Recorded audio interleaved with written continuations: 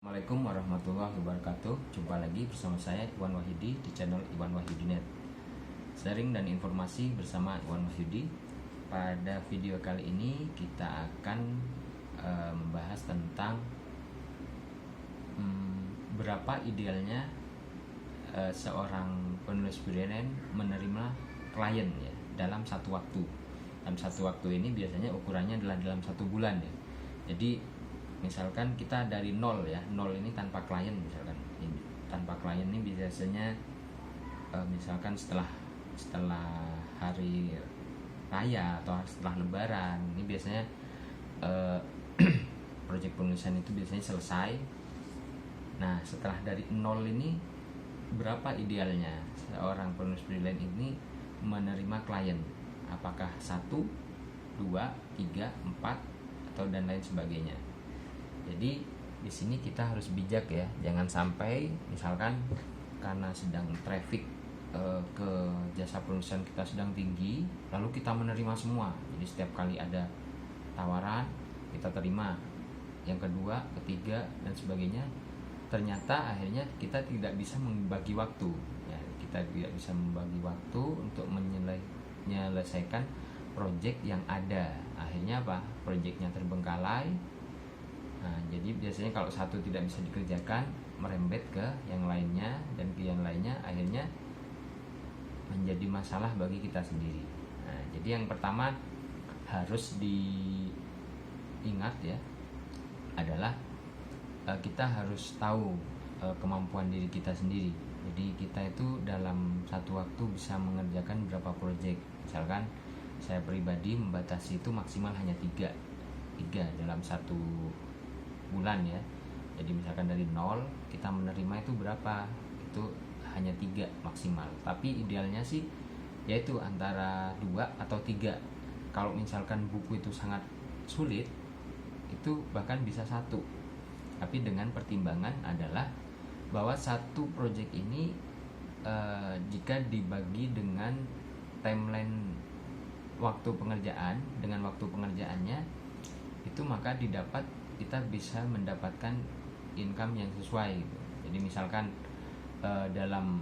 ini misalkan saja ya, misalkan seorang penulis freelance kebutuhannya sebulan, misalkan kebutuhannya adalah 5 juta misalkan, 5 juta. Jadi minimal dalam sebulan, minimal sekali dia harus bisa mendapatkan 5 juta dari fee menulisnya itu. Nah, seperti itu. Jadi misalkan 5 juta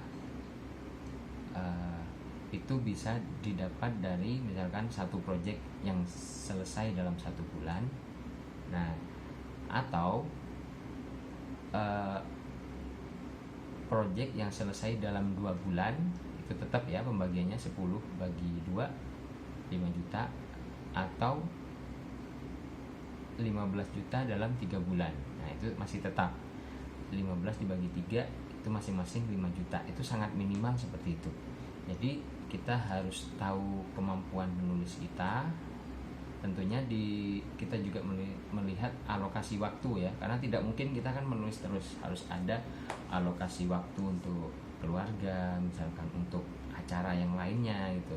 Jadi kita harus tahu alokasi waktu kita itu dalam sehari berapa, itu bisa menyelesaikan berapa halaman. Nah, setelah kita menyelesaikan berapa halaman, apakah dalam 1 bulan ini kita bisa menyelesaikan 1 buku, atau kalau itu sulit mungkin bisa 1 buku diselesaikan 2 bulan atau 3 bulan dan lain sebagainya. Nah, jadi untuk hal itu tentu teman-teman yang bisa mengukur sendiri apakah sebuah proyek itu sulit atau tidak bagi kita. Jika sulit tapi fee-nya itu besar, kita bisa misalkan waktunya 3 bulan seperti itu. Atau jika mudah, waktunya 1 bulan. Atau jika itu menengah, 2 bulan mungkin cukup. Nah, sedangkan kalau kita menerima lebih dari 1 proyek, misalkan 2 atau 3 proyek atau mungkin lebih, nah kita memang harus mengalokasikan waktu yang lebih banyak lagi. Jadi memang segala sesuatu itu apa yang kita terima sesuai dengan resikonya, seperti itu. Jangan sampai semua diterima tapi ternyata kita tidak bisa menyelesaikannya gitu. Jadi jangan sampai jasa penulisan kita yang sudah lama kita besarkan nanti akhirnya akan jelek karena karena kredibilitas dan kemampuan kita untuk menyelesaikan proyek itu tidak maksimal. Mungkin cukup sekian ya dari saya pembahasan tentang berapa idealnya seorang penulis freelance harus menerima klien dalam 1 bulan atau sekali waktu. Semoga bisa menjawab dan bermanfaat. Jangan lupa like, komen, dan share, dan nyalakan loncengnya. Terima kasih. Assalamualaikum warahmatullahi wabarakatuh.